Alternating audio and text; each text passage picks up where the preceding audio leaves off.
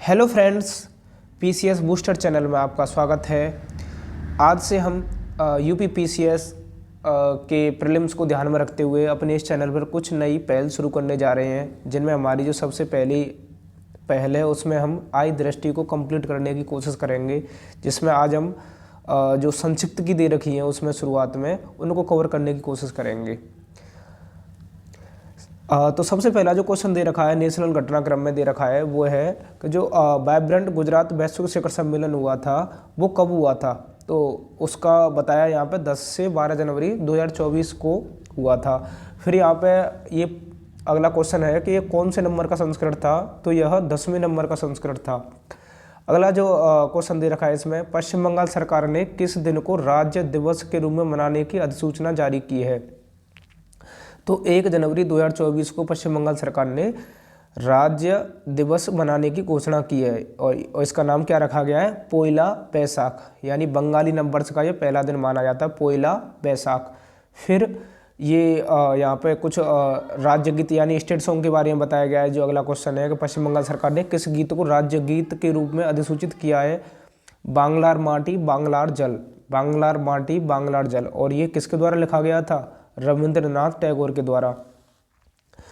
अगला क्वेश्चन है, केंद्रीय मंत्रिमंडल ने किस हवाई अड्डे को अंतर्राष्ट्रीय विमानपत्तन घोषित किया है। तो जो सूरत हवाई अड्डा है उसे इंटरनेशनल एयरपोर्ट घोषित किया है सेंट्रल मिनिस्ट्री ने। फिर है यहाँ पे अगला क्वेश्चन, भारत का पहला पूर्णतः इंटीग्रेटेड स्कूल ऑफ सस्टेनेबिलिटी कहाँ लॉन्च किया गया है। भारत का पहला इंटीग्रेटेड स्कूल ऑफ सस्टेनेबिलिटी, बहुत इंपॉर्टेंट क्वेश्चन है ये, आईआईटी कानपुर में और कोटक महिंद्रा बैंक एवं आईआईटी कानपुर की साझेदारी के साथ इसे लॉन्च किया गया है। फिर यहाँ पर अगला जो क्वेश्चन है, कैश फॉर क्वेरी घोटाले मामले के बारे में बताया गया है, जिसमें अभी एक सांसद थी पश्चिम बंगाल की महुआ मोइत्रा, जिन पर आरोप लगाता है कि वो पैसे लेकर संसद में क्वेश्चन पूछती हैं। तो उन्हीं के बारे में यहाँ पर 2 क्वेश्चन दे रखे हैं। फिर यहाँ पे अगला क्वेश्चन है, किसके द्वारा क्राइम इन इंडिया 2022 की रिपोर्ट जारी की गई है।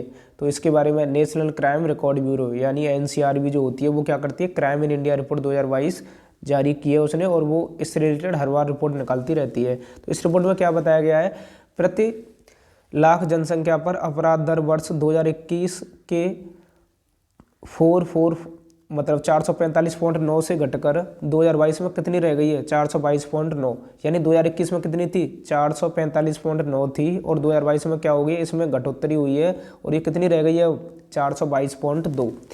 प्रति लाख जनसंख्या पर सबसे कम अपराध किस महानगर में दर्ज किए गए हैं, कोलकाता, यानी कि जो सबसे कम अपराध अगर जनसंख्या देखी जाए, शहरों में जनसंख्या रहती है उनमें सबसे कम अपराध कौन से शहर में है, ज़्यादा जनसंख्या वाले में, कोलकाता में।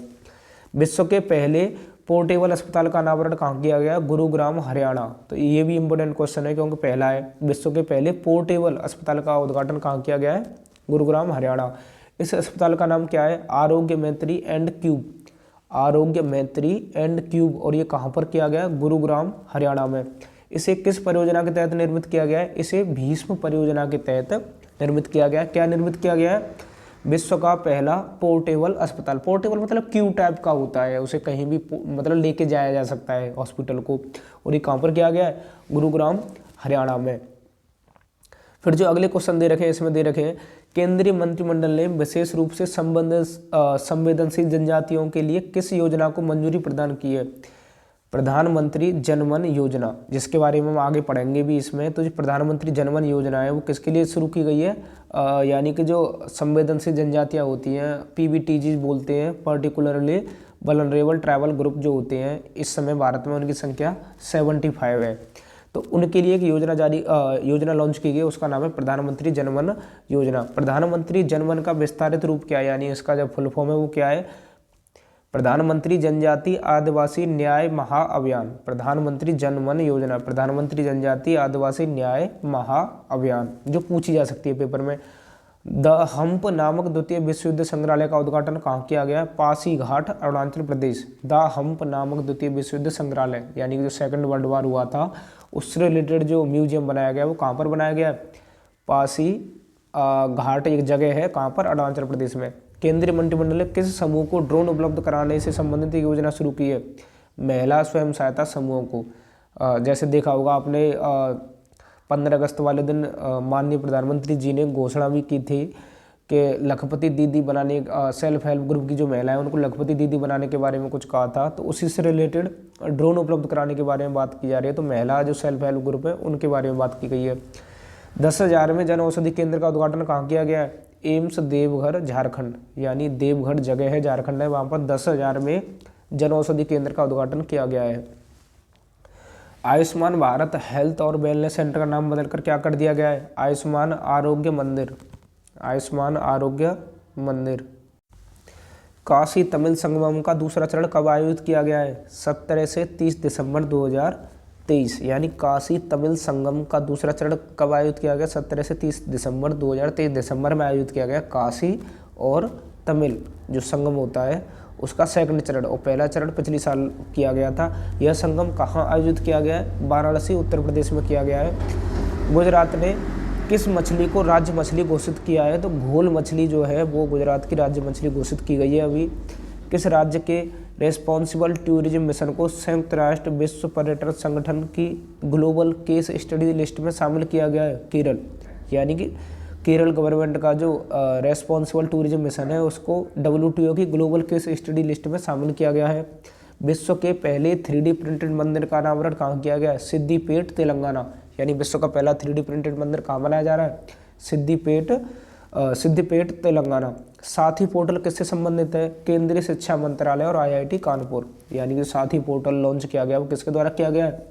केंद्रीय एजुकेशन मिनिस्ट्री है और IIT कानपुर। साथी का पूर्ण रूप क्या है? Self assessment test and help for entrance examination, self assessment test and help for entrance examination. Agni Pahal किस मंत्रालय द्वारा लॉन्च की गई है? केंद्रीय आयुष मंत्रालय।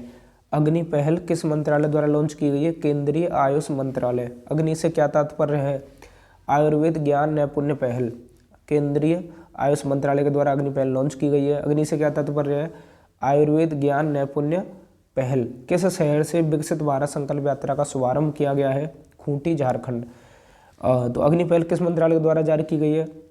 केंद्रीय आयुष मंत्रालय के द्वारा। और ये आयुर्वेद ज्ञान नैपुण्य पहल है, यानी जो आयुर्वेद है उससे संबंधित कुछ नॉलेज के बारे में यहाँ पे बताया गया, जिसके बारे में आगे बताया भी गया है मैगजीन में। किस शहर में विकसित भारत संकल्प यात्रा का शुभारंभ किया गया है? किस शहर से? खूंटी झारखंड से।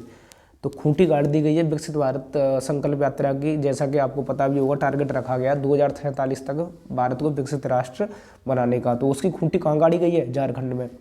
किस राज्य द्वारा हर बच्चे के लिए हर अधिकार अभियान लॉन्च किया गया है? उत्तर प्रदेश। तो उत्तर प्रदेश सरकार द्वारा, बहुत इंपॉर्टेंट है UPPCS के लिए ये, हर बच्चे के लिए हर अधिकार, यानी every right for every child अभियान लॉन्च किया गया है UP गवर्नमेंट के द्वारा।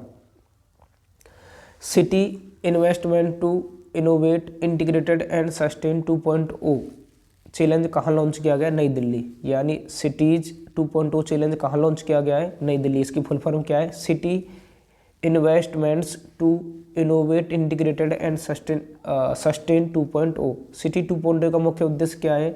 एकीकृत अपशिष्ट प्रबंधन के साथ चक्रीय अर्थव्यवस्था को बढ़ावा देना, यानी जो सर्कुलर इकोनॉमी है उसको बूस्ट करना, और जो क्या बोलते हैं गार्बेज होता है, अवशिष्ट होता है, उसका प्रबंधन करना अच्छे से। उत्तर प्रदेश के पहले भेड़ बकरी पालन प्रशिक्षण केंद्र का लोकार्पण कहाँ किया गया? इटावा। भेड़ बकरी पालन का जो केंद्र है वो कहाँ है? प्रशिक्षण केंद्र इटावा में बनाया जा रहा है। और ये पहला है UP का भेड़ बकरी पालन प्रशिक्षण केंद्र। कहाँ पर है? यानी भेड़ बकरी कैसे पालनी है इसके बारे में प्रशिक्षण कहाँ दिया जाएगा? इटावा में दिया जाएगा। इटावा में पहली बार ये केंद्र खोला गया है। UP के किस जिले में देश के सबसे बड़े कन्या पूजन कार्यक्रम शक्ति बंधन का आयोजन किया गया है? गोंडा, यानी देश का सबसे बड़ा कन्या पूजन कार्यक्रम शक्ति बंधन कहाँ पर किया गया? गोंडा। प्रधानमंत्री नरेंद्र मोदी ने अपने चित्तौड़गढ़ राजस्थान दौरे पर किस ऐतिहासिक मंदिर का दौरा किया? साबरिया सेठ मंदिर। प्रधानमंत्री नरेंद्र मोदी ने अपने चित्तौड़गढ़ राजस्थान दौरे पर किस ऐतिहासिक मंदिर का दौरा किया? साबरिया सेठ मंदिर।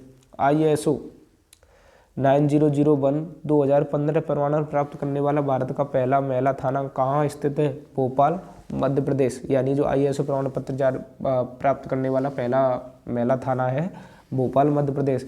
देश की पहली रैपिड रेल सेवा का क्या नाम किया गया है? नमो भारत, यानी देश की जो पहली रैपिड रेल सेवा है उसका नाम क्या दिया गया है? नमो भारत। राष्ट्रव्यापी ऑपरेशन चक्र 2 नामक अभियान किसने प्रारंभ किया है? सीबीआई। ऑपरेशन चक्र 2, ऑपरेशन चक्र 2 किसके द्वारा चलाया गया है? सीबीआई के द्वारा चलाया गया है। और ये किससे रिलेटेड है?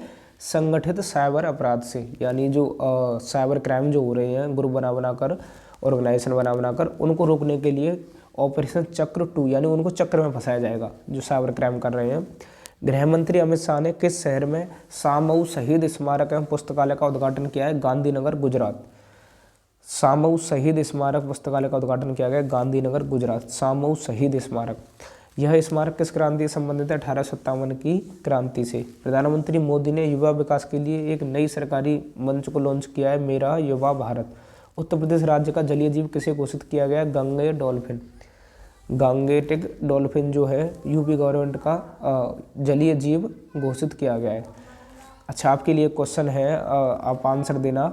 उत्तर प्रदेश की जो स्टेट फिश है, जो राज्य मछली है, वो कौन है? आप बता सकते हैं कमेंट सेक्शन में। भारत का पहला हरित ऊर्जा पुरातत्व स्थल कौन बना? तट मंदिर, यानी भारत का पहला ग्रीन एनर्जी आर्कोलॉजिकल साइट कौन सी बनी है? तट मंदिर जो है तमिलनाडु में, सोर टेम्पल जो बोलते हैं, वो बनी है। देश का दूसरा राज्य जिसने जाति आधारित सर्वेक्षण कराने की घोषणा की है? राजस्थान। और पहला राज्य कौन सा था? अभी आपको पता होगा शायद, आई थिंक बिहार होना चाहिए यहाँ पे आंसर।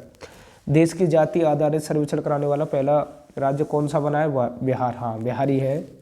और जो दूसरा कह रहा है कि हम भी कराएंगे, वो कौन कह रहा है? राजस्थान। भारत की सबसे बड़ी पंप भंडारण परियोजना की आधारशिला कहाँ रखी गई? नीमच, मध्य प्रदेश। यानी भारत की सबसे बड़ी पंप भंडारण परियोजना नीमच, मध्य प्रदेश। इसकी क्षमता कितनी है? 1440 मेगावाट। अक्टूबर 2023 में बाढ़ के कारण खबरों में रही दक्षिण लोहनक झील किस राज्य में स्थित है? सिक्किम। साउथ लोहनक झील किस राज्य में स्थित है? सिक्किम में, जहाँ पर बाढ़ भी आई थी और कुछ आर्मी के जवान, कुछ सिविलियंस, बहुत लोग वहाँ पे हताहत हुए थे। बहुत ट्रेजिडी हुई थी अभी कुछ 4-5 महीने पहले। अक्टूबर 2023 में ये बाढ़ आई थी। तो क्या नाम है इसका, ये इस झील का? लोहनक झील, लोहनक। विजयपुर औरैया फूलपुर पाइपलाइन परियोजना को किसके द्वारा राष्ट्र को समर्पित किया गया? प्रधानमंत्री मोदी के द्वारा। यह परियोजना किन राज्यों में विस्तृत है? मध्य प्रदेश और उत्तर प्रदेश। यानी जो विजयपुर औरैया फूलपुर पाइपलाइन, विजयपुर औरैया फूलपुर पाइपलाइन कहाँ पर है? यूपी और एमपी के बीच में। स्वच्छ भारत मिशन ग्रामीण के जो सेकंड चरण है के तहत राज्य को 100% ODF प्लस का दर्जा प्रदान किया गया है? उत्तर प्रदेश। 100% ग्रामीण चरण सेकंड के तहत किस राज्य को 100% ODF प्लस का दर्जा दिया गया? यूपी। पहला नीलगिरी तहर दिवस कब मनाया गया? 7 अक्टूबर 2023। नीलगिरी तहर किस राज्य को राजकीय पशु है? तमिलनाडु। पुराने संसद भवन को अब किस नाम से जाना जाएगा? संविधान सदन। आदि शंकराचार्य की स्टैचू ऑफ वननेस का अनावरण कहाँ किया गया? ओमकारेश्वर, मध्य प्रदेश। महिला आरक्षण विधेयक 2023 लोकसभा में कब पारित किया गया? 20 सितंबर 2023। इस विधेयक को राज्यसभा में कब पारित किया गया?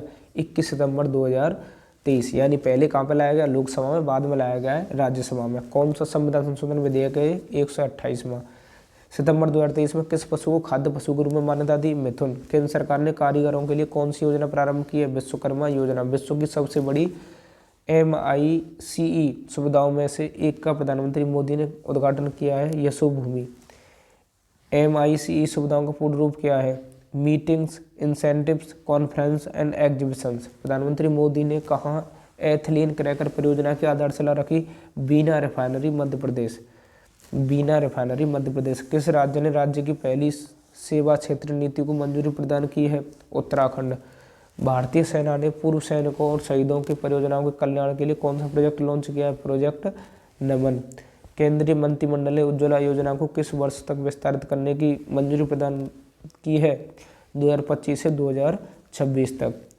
स्वच्छ वायु सर्वेक्षण 2023 में राष्ट्रीय स्तर पर 10 लाख से अधिक की आबादी पर शीर्ष 3 शहर कौन से हैं? यानी स्वच्छ वायु सर्वेक्षण हुआ है, 10 लाख से ज़्यादा की आबादी वाले शीर्ष स्वच्छ शहर कौन से हैं? सबसे पहले नंबर पर इंदौर, दूसरे नंबर पर आगरा और तीसरे नंबर पर ठाणे। क्योंकि हमारा आगरा, उत्तर प्रदेश का जो आगरा है वो इसमें शामिल है, तो इसको आपको याद रखना है। स्वच्छता सर्वेक्षण में 10 लाख से ज़्यादा जनसंख्या वाले शहरों में यूपी का कौन सा शहर टॉप 3 में शामिल किया गया? तो वो आगरा हो जाएगा। कौन से नंबर पे?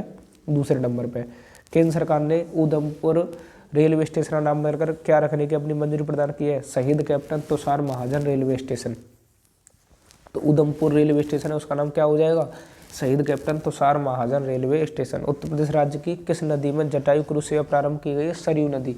और सरयू नदी बहुत इंपॉर्टेंट भी है इस समय, क्योंकि राम मंदिर का उद्घाटन किया गया है और अयोध्या किस नदी के किनारे स्थित है, सरयू के। तो सरयू में जटायु क्रूज सेवा चलाई गई है।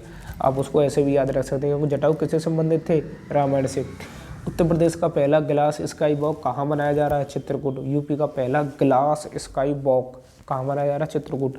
आयुष्मान भव अभियान का उद्घाटन कहाँ से किया गया है, गांधीनगर गुजरात से।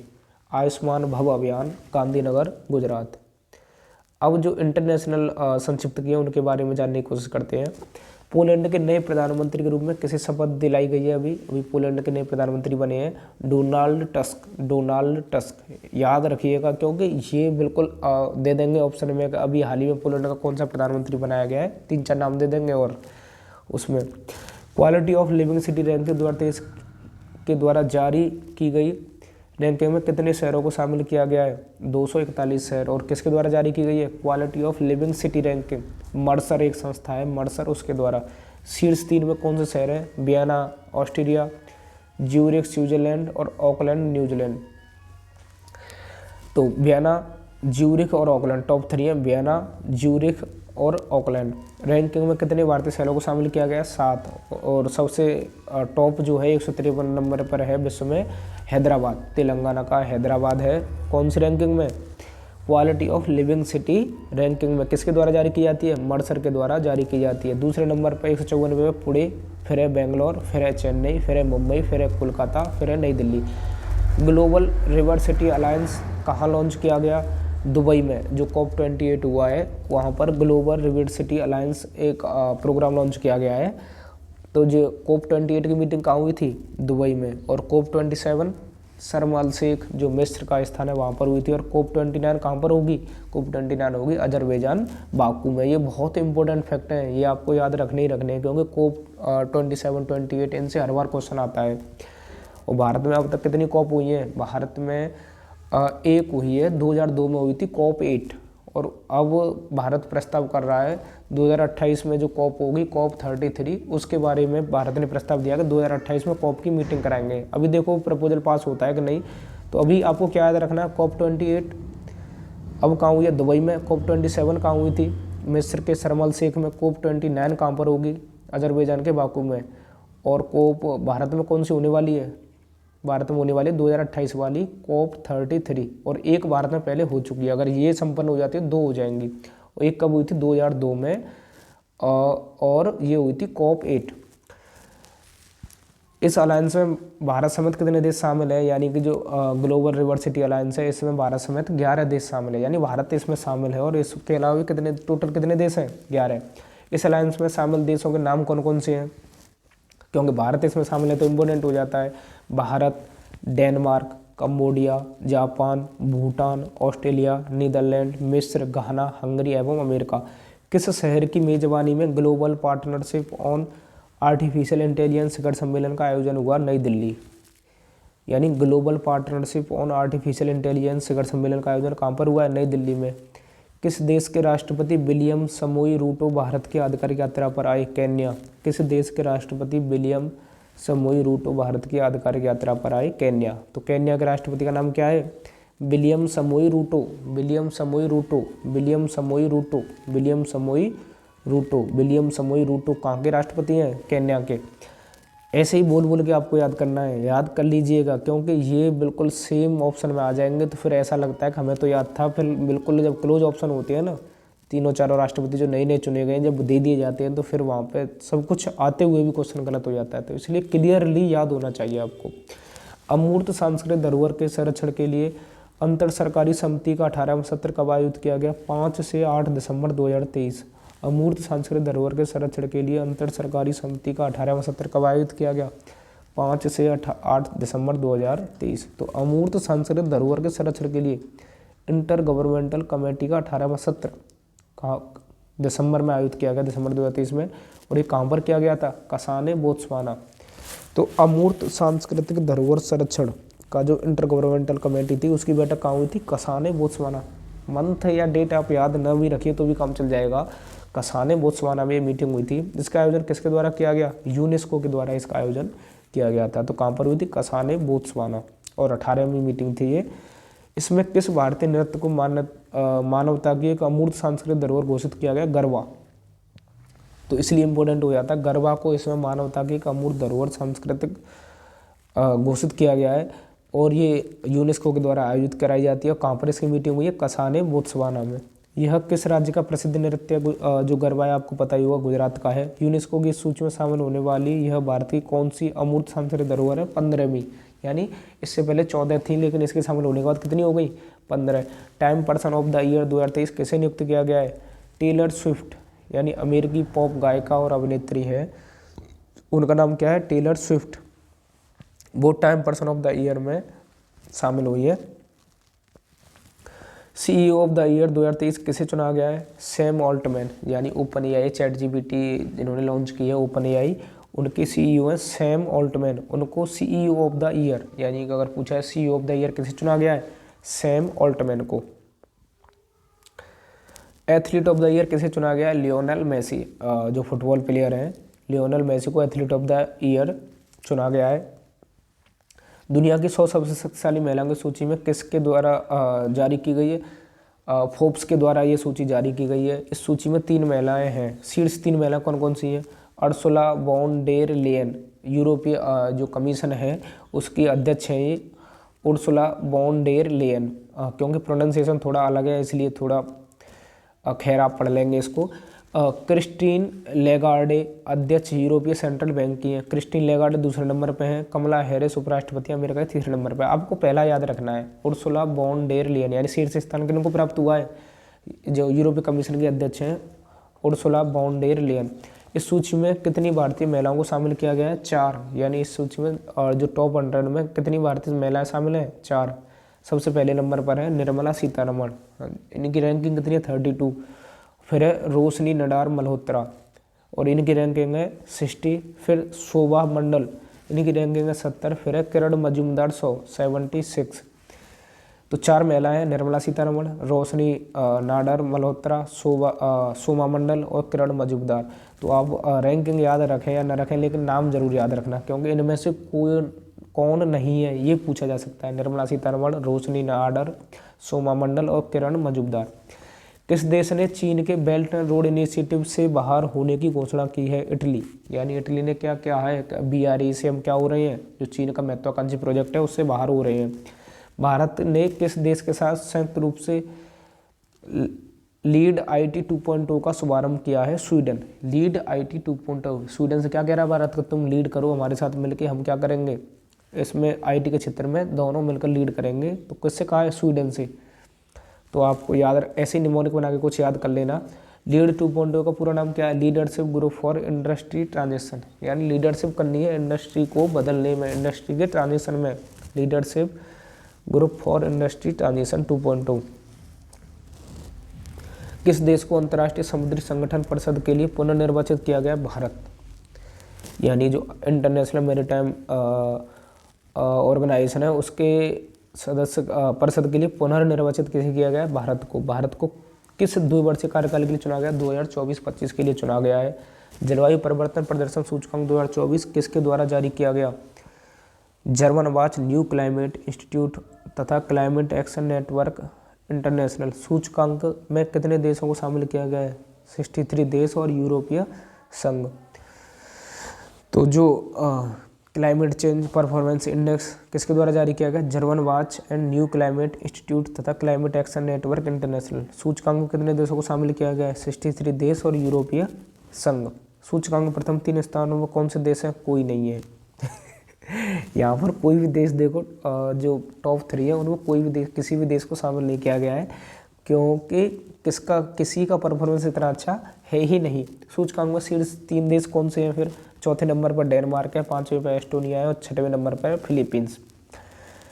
और सूचकांक में भारत का स्थान कौन सा है? भारत की इसमें 7वीं रैंकिंग है और भारत का स्कोर है 70.25। तो आपको याद क्या रखना है यहाँ पे कि ये किसके द्वारा जारी किया था? क्लाइमेट चेंज परफॉर्मेंस इंडेक्स, जलवायु परिवर्तन प्रदर्शन सूचकांक जारी किया था जर्मन वॉच और न्यू क्लाइमेट इंस्टीट्यूट तथा क्लाइमेट एक्शन नेटवर्क इंटरनेशनल। आप जर्मन वॉच जरूर याद रखना, उसी से याद आ जाएगा। फिर भारत की रैंकिंग कितनी है, भारत की रैंकिंग है इसमें 7वीं। किसने ग्लोबल कूलिंग बॉस 2023 रिपोर्ट जारी की है, संयुक्त राष्ट्र पर्यावरण कार्यक्रम यूनाइटेड नेशन एनवायरनमेंट प्रोग्राम के द्वारा कौन सी रिपोर्ट जारी की गई है, ग्लोबल कूलिंग वॉच रिपोर्ट 2023। इस रिपोर्ट के अनुसार 2022 में शीतलन संबंधी ग्रीन हाउस गैस उत्सर्जनों में G20 देशों को कितनी प्रतिशत हिस्सेदारी थी, 82%। यानी कि जो ग्रीन हाउस एमिशन कर रहे थे अपने रूम को ठंडा करने में, एसी चलाने में, यानी कूल करने में अपने देश को, उनमें G20 देशों का कितना कंट्रीब्यूशन था ग्रीन हाउस गैसों के एमिशन में, 82%। अर्ली वार्निंग फॉर ऑल पहल किसके द्वारा शुरू की गई है, संयुक्त राष्ट्र यानी UN के द्वारा जारी की गई है अर्ली वार्निंग्स फॉर ऑल पहल। इस पहल का क्या उद्देश्य है, वर्ष 2027 तक सभी को खतरनाक मौसम और प्राकृतिक आपदाओं से सुरक्षित करना, यानी पहले ही आगाह करना। अर्ली वार्निंग दे रहा है UN के जो है 2027 तक क्या है, क्लाइमेट चेंज से जो चेंजेज होंगे उनसे पहले ही आगाह हो जाइए, नहीं तो बहुत स्थिति खतरनाक हो जाएगी। यूनिसेफ ने किस देश के सहयोग से ग्रीन राइजिंग पहल को लॉन्च किया है, भारत। यूनिसेफ ने भारत के साथ मिलकर ग्रीन राइजिंग पहल को शुरू किया गया है, और ये भी कहाँ पर शुरू की गई है, COP28 शिखर सम्मेलन दुबई। 22 शिखर सम्मेलन का 11वां संस्करण कहाँ पर आयोजित किया गया, दोहा कतर। जो वाइज है, वाइज का क्या है, world innovation summit for education, world innovation summit for education, world innovation summit for education का 11वां संस्करण कहाँ आयोजित किया गया, दोहा कतर। यह किस थीम पर आधारित था, जो वाइज का जो समिट था वो था creative fluency human flourishing in the age of AI, creative fluency human flourishing in the age of AI, यानी AI के समय में जो क्रिएटिव फ्लुएंसी रचनात्मकता जो प्रवाह है वो कैसे बन के रह पाएगा, उसके बारे में बताया गया है। इसकी थीम रखी गई है। किस भारतीय को वाइज प्राइज फॉर एजुकेशन के नाम से सम्मानित किया गया है, सफीना हुसैन, पहली भारतीय महिला है। इम्पोर्टेंट बन जाता है क्वेश्चन, क्योंकि पहली बार कोई काम होता है तो PCS फिर जरूर उसे कहीं ना कहीं कंसीडर करता है। किस भारतीय को वाइज प्राइज फॉर एजुकेशन से सम्मानित किया गया, सफीना हुसैन है, पहली भारतीय महिला है ये। न्यूजीलैंड का प्रधानमंत्री किसे नियुक्त किया गया है, क्रिस्टोफर लक्सन को। कौन सा देश मंदिर परिसर इटली के पोम्पेई को पीछे छोड़कर विश्व का 8वां आश्चर्य बना है, अंकोर वाट का मंदिर, कंबोडिया। अफ्रीकी देश लाइबेरिया का राष्ट्रपति किसे चुना गया है, जोसेफ बोकाई को। तो जो अभी विश्व का 8वां अजूबा बना है वो क्या बना है, अंकोर वाट का मंदिर, और ये कहाँ पर है, कंबोडिया में है। और ये एक राजा थे सूर्यवर्मन, उनके द्वारा इनको बनवाया गया था, और ये विष्णु भगवान को समर्पित है। दुनिया का सबसे बड़ा मंदिर माना जाता है ये। तो 8वां आश्चर्य बना है, विश्व का 8वां अजूबा बना है ये। और किसको छोड़कर, इटली के पोम्पेई, इटली का ये पोम्पेई कुछ प्लेस था वो था 8वां अजूबा बनने की लिस्ट में, लेकिन उसको इसने पछाड़ दिया। अफ्रीकी देश लाइबेरिया का राष्ट्रपति किसे चुना गया है, जोसेफ बोकाई, जोसेफ बोकाई लाइबेरिया के राष्ट्रपति बने हैं। और न्यूजीलैंड के कौन बने थे, अभी हमने देखा था, Christopher Luxon. APEC leader week 2023 कहाँ आयोजित किया गया, San Francisco. APEC leader week 2023 San Francisco, USA। इसकी थीम क्या है, सबके लिए एक लचीली और संधारणी भविष्य का निर्माण। लग्जमबर्ग का नया प्रधानमंत्री किसे नियुक्त किया गया है, Luke Frieden, Luke Frieden, Luxembourg, Luke Frieden. Maldives के नए राष्ट्रपति डॉक्टर मोहम्मद मुइज्जू, जिसने पंगा करवा दिया था अभी, डॉक्टर मोहम्मद मुइज्जू। चक्रवात मेधेली कहाँ आया, बंगाल की खाड़ी। चक्रवात मेधेली याद रखना इम्पोर्टेंट है, क्योंकि भारत के पास ही है ये, बंगाली खाड़ी में है। चक्रवात मेधेली कहाँ आया, बंगाल की खाड़ी। इस चक्रवात का नामकरण किसके द्वारा किया गया, मालदीव। और मालदीव का अभी हमने राष्ट्रपति पढ़ा था, कौन था, डॉक्टर मोहम्मद मुइज्जू। इस चक्रवात से कौन कौन से देश प्रभावित हुए, तो वो बताने की जरूरत नहीं है, भारत और बांग्लादेश। इनोवेशन हैंड से कहाँ किया गया, सैन फ्रांसिस्को में। इनोवेशन हैंड से कहाँ लॉन्च किया गया, सैन फ्रांसिस्को। इसका उद्देश्य क्या है, भारत और अमेरिका के बीच द्विपक्षीय तकनीकी संबंधों को मजबूत करना। इनोवेशन हैंड से तो ये पूछा जा सकता है किसके बीच में लॉन्च की गई, किन दो देशों के बीच में, भारत और अमेरिका। कौन सा देश आधिकारिक रूप से treaty on conventional armed forces in Europe से बाहर हो गया, रूस। QS world university ranking Asia 2024 के द्वारा जारी की गई, मतलब किसके द्वारा जारी की गई है, क्वारेली साइमंड्स के द्वारा जारी की गई है। इसका कौन सा संस्करण है, 16वां संस्करण। रैंकिंग में सर्वाधिक संस्थान किस देश के हैं, भारत के हैं। इसमें सर्वाधिक संस्थान किस देश के हैं, भारत के। रैंकिंग में शीर्ष स्थान पर कौन सा संस्थान रहा है? पेकिंग विश्वविद्यालय चीन, यानी QS वर्ल्ड यूनिवर्सिटी रैंकिंग जारी की गई है, उसमें शीर्ष स्थान कौन सा रहा है? पेकिंग विश्वविद्यालय चीन, QS world university ranking Asia 2024, यानी एशिया के बारे में जारी की गई है। और इसमें सबसे ज़्यादा यूनिवर्सिटी हैं वो किसकी हैं? भारत की हैं 148। ये कौन सा संस्करण है? 16वां। और नंबर 1 पर कौन सी यूनिवर्सिटी है एशिया में? पेकिंग यूनिवर्सिटी चीन। रैंकिंग में भारत का शीर्ष स्थान कौन सा है? IIT बॉम्बे, 40वां स्थान मिला है इसको IIT बॉम्बे। किसने इकोलॉजिकल थ्रेड रिपोर्ट 2023 जारी की? Institute for Economy and Peace, Institute for Economics and Peace. Voice of Global South शिखर सम्मेलन 2023 का आयोजन कब किया गया? नवंबर 2023 में। इस सम्मेलन की अध्यक्षता किसने की? प्रधानमंत्री नरेंद्र मोदी ने। Voice of Global south summit, इस सम्मेलन का पहला संस्करण कब आयोजित किया गया? जनवरी 2023 में। अब इसका दूसरा संस्करण आयोजित किया गया है। किसने 2023 state of climate services health report जारी की है? विश्व मौसम विज्ञान संगठन। Climate services health report, state of climate services health report, विश्व मौसम विज्ञान संगठन। पारे पर मिनीमाता कन्वेंशन के पक्षकारों के सम्मेलन की 5वीं बैठक कहाँ आयोजित की गई? Geneva, Switzerland. चीन के बेल्ट एंड रोड इनिशिएटिव से बाहर निकलने की घोषणा किस देश ने की है? फिलीपींस। एक पढ़ा था अभी हमने इटली, अब कौन सा देश है ये? फिलीपींस। प्रथम ग्लोबल AI सेफ्टी समिट 2023 में कितने देशों ने कृत्रिम बुद्धिमत्ता से जुड़े जोखिमों को रोकने के लिए विश्व के पहले समझौते पर हस्ताक्षर किए हैं? 28, यानी कि ग्लोबल AI सेफ्टी समिट 2023, और ये कहाँ पर हुई है? UK में हुई है। और इसमें 28 देशों ने AI का जो दुरुपयोग न हो सके उसके संबंध में चिंता जताते हुए हस्ताक्षर किए हैं। इस समझौते का क्या नाम दिया गया है? ब्लेचली घोषणा। ब्लेचली जिसके बारे में आगे पढ़ेंगे। ब्लेचली घोषणा किससे संबंधित है? यानी AI सेफ्टी, AI का दुरुपयोग से कैसे बचा सकता है उससे संबंधित है ब्लेचली घोषणा। कितने शहरों को वर्ल्ड सिटी डे के अवसर पर यूनेस्को क्रिएटिव सिटी नेटवर्क में शामिल किया गया? 55 शहर। वर्ल्ड सिटी डे कब मनाया जाता है? विश्व शहर दिवस 31 अक्टूबर को। तो 55 शहरों को यूनेस्को क्रिएटिव सिटी नेटवर्क में शामिल किया गया। इसमें भारत के कौन से शहर शामिल हुए हैं? ग्वालियर और कोझिकोड। कोझिकोड साहित्य के क्षेत्र में शामिल हुआ है और ग्वालियर संगीत के क्षेत्र में। किस संस्था ने अडॉप्शन गैप रिपोर्ट 2023 जारी की? United Nation Environment Programme. यह रिपोर्ट किससे संबंधित है? जलवायु परिवर्तन। 24 अक्टूबर 2023 को वर्ष 2030 तक एक नई डॉल्फिन के संरक्षण के लिए वैश्विक घोषणा पत्र कितने देशों ने हस्ताक्षर किए? 11 देश। वर्ष 2030 तक नदी डॉल्फिन के संरक्षण के लिए वैश्विक घोषणा पत्र 11 देश। 11 देश कौन कौन से हैं? नदी डॉल्फिन तो इसमें Bangladesh, Bolivia, Brazil, Cambodia, Colombia, Ecuador, Bharat, Nepal, Pakistan, Peru एवं वेनेजुएला। नदी डॉल्फिन के संरक्षण के लिए वैश्विक घोषणा पत्र पर हस्ताक्षर कहाँ किए गए? बोगोटा, कोलंबिया में किए गए। कितने देश हैं? 11। 2023 तक इसे क्या करना है? कंजर्व करना है। अंतर्राष्ट्रीय प्रतिस्पर्धा नेटवर्क के संचालन समूह का सदस्य कौन बना है? भारतीय प्रतिस्पर्धा आयोग। स्लोवाकिया का प्रधानमंत्री किसे नियुक्त किया गया है? Robert Fico. Slovakia, Robert Fico. तो अंतर्राष्ट्रीय प्रतिस्पर्धा नेटवर्क के संचालन समूह का सदस्य कौन बना है? भारतीय प्रतिस्पर्धा आयोग। और स्लोवाकिया का प्रधानमंत्री किसे नियुक्त किया गया है? Robert Fico. हैरिकेन ओटिस ने कहाँ तबाही मचाई? आकापुल्को, मैक्सिको। Hurricane Otis.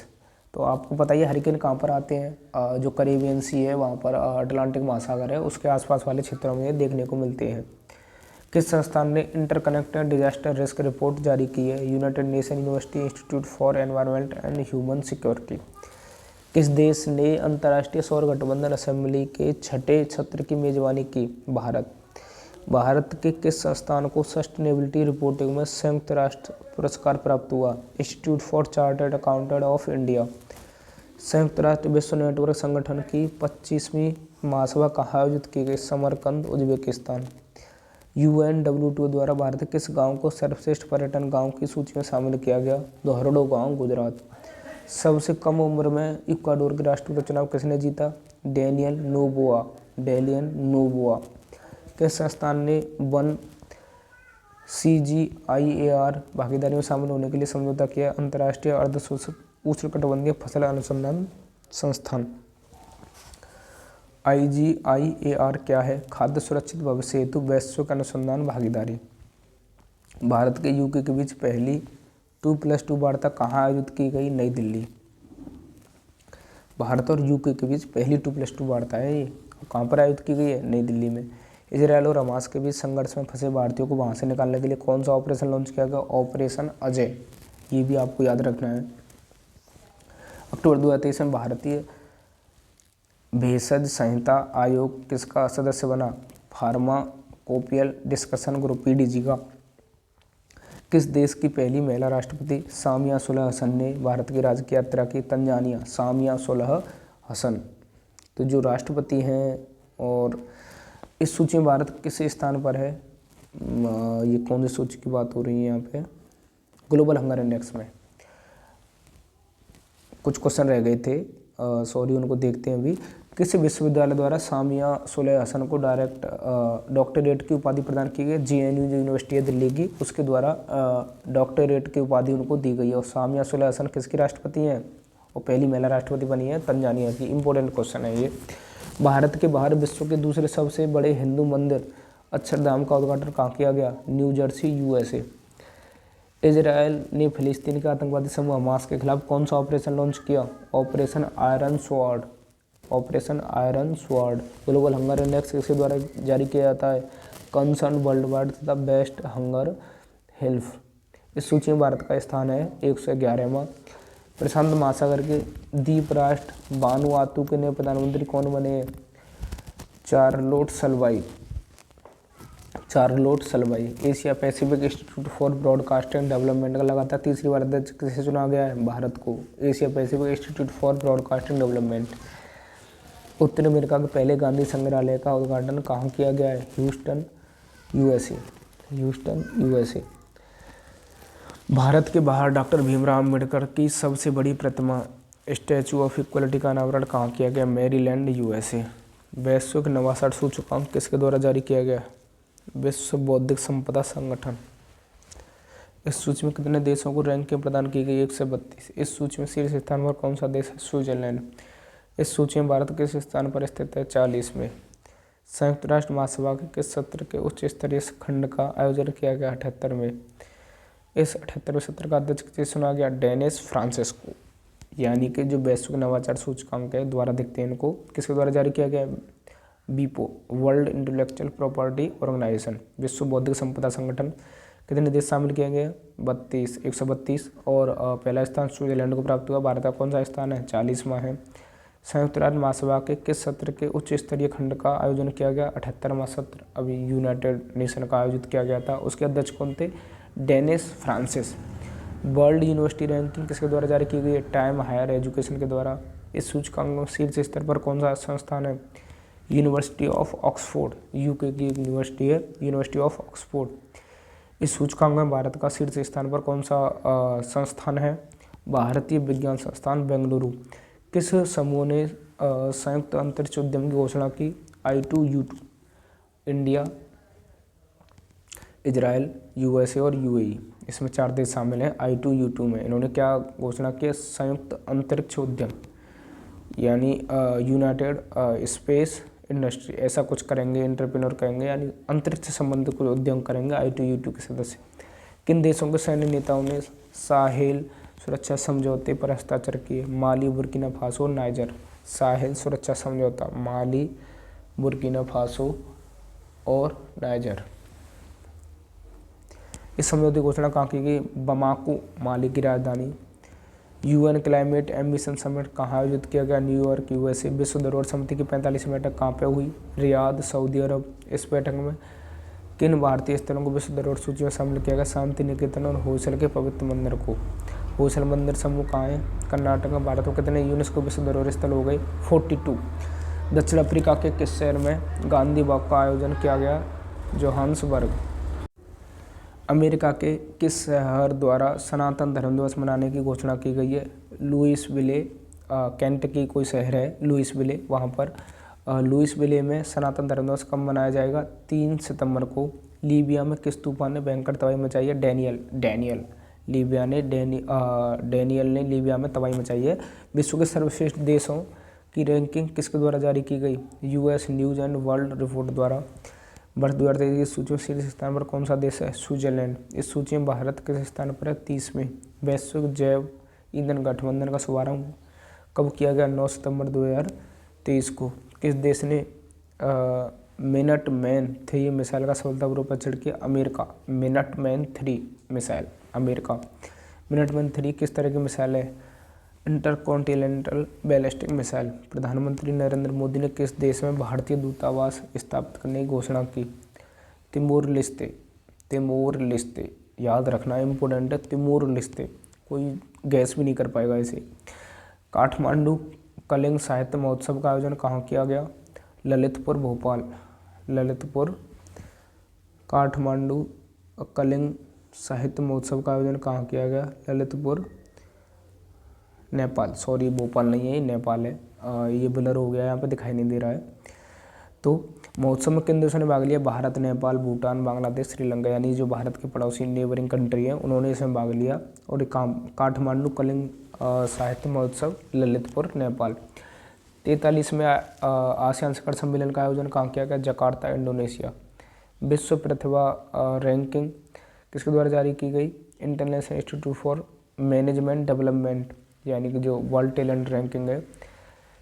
इसमें 64 देशों ने भाग लिया था और पहला स्थान मिला है स्विट्जरलैंड को। और भारत की रैंकिंग है इसमें 56, यानी 56वां स्थान मिला है भारत को वर्ल्ड टैलेंट रैंकिंग में, और पहला स्थान है स्विट्जरलैंड का।